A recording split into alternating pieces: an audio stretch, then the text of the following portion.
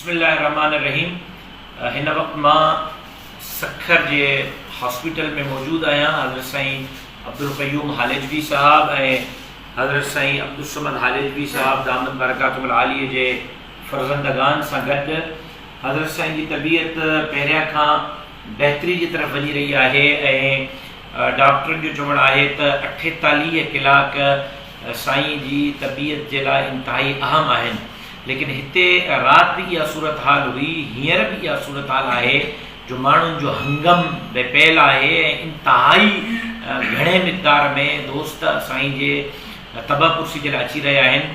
साईं अब्दुल क़य्यूम साहब ऐं साईं जे फ़र्ज़ंदगान ऐं असां जमात जे उहिदेदारनि इत्तफ़ाक़ राय सां फ़ैसिलो कयो आहे त हज़रत साईं जे मुलाक़ात ते डॉक्टरनि जे मशवरे जे मुताबिक़ मुकमल 100% पाबंदी डॉक्टरनि आयद कई आहे। लिहाज़ा सॼी जमात खे अपील कजे थी त घरनि में साईं जे सिहत जे लाइ दुआ जो अहतमाम कनि, अमड़ियूं भेनरियूं दुआ जो अहतमाम कनि।